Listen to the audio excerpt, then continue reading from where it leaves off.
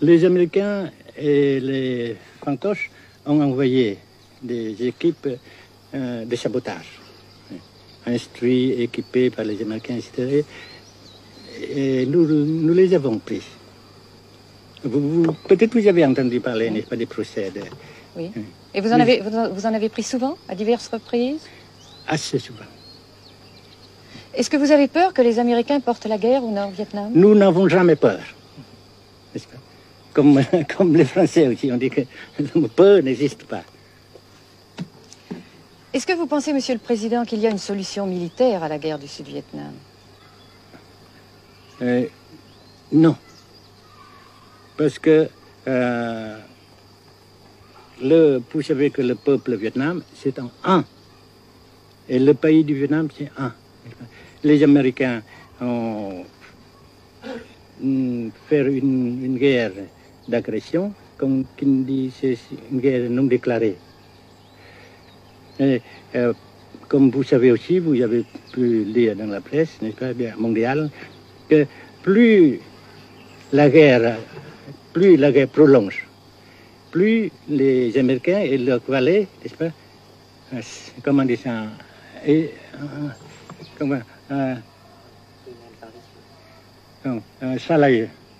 s'enliser, et plus ils supportent des échecs, comme vous savez récemment, n'est-ce pas?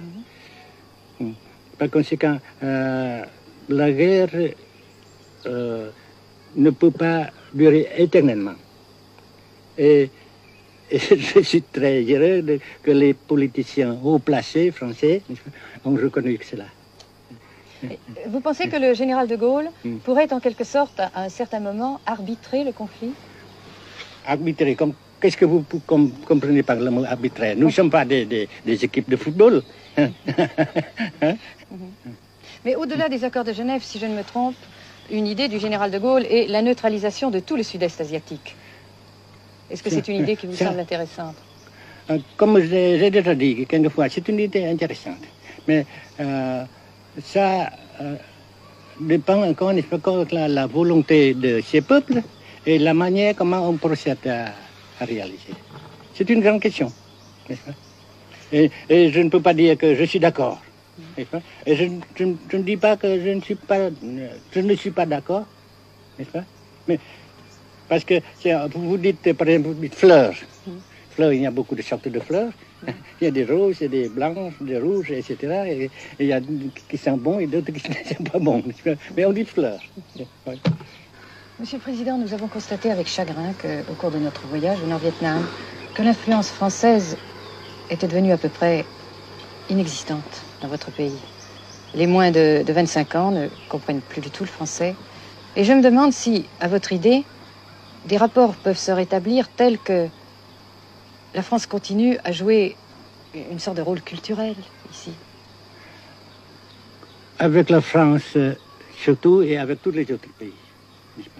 Nous voulons avoir une coopération amicale, culturelle, économique, etc. Mais je suis sûr que vous ne voulez pas avoir, n'est-ce pas, que la France ait l'influence qu'elle avait avant. C'est une autre chose. Naturellement, c'est une autre époque. Mais coopération culturelle, économique, qu'est-ce qu'il y a encore, sportive par exemple, oui. etc., n'est-ce pas, nous le désirons. Si la guerre se cristallise au sud et se poursuit encore pendant quelques années, pensez-vous que l'avenir économique du Nord-Vietnam soit viable? Je suis sûr que c'est non seulement viable, mais ça progresse. Parce que vous avez vu vous-même, vous avez constaté vous-même qu'ici, nous travaillons beaucoup, notre peuple travaille beaucoup, avec abnégation, n'est-ce pas, et avec dévouement, avec enthousiasme. Et d'un côté, nous travaillons pour, comment dirais-je, principalement, n'est-ce pas, de nos propres forces, de nos propres... Et aussi, nous avons, n'est-ce pas, l'aide fraternelle des pays socialistes, n'est-ce pas.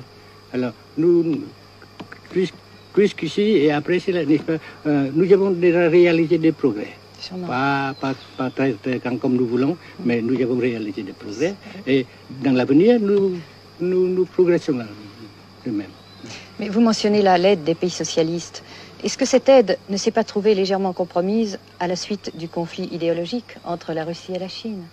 Non, parce que ces questions, n'est-ce pas, différences idéologiques entre nos différents partis frères, c'est nos affaires intérieures.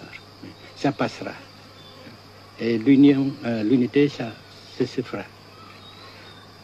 Mais l'aide fraternelle continue et continuera. Et c'est très précieux pour nous. Bien sûr.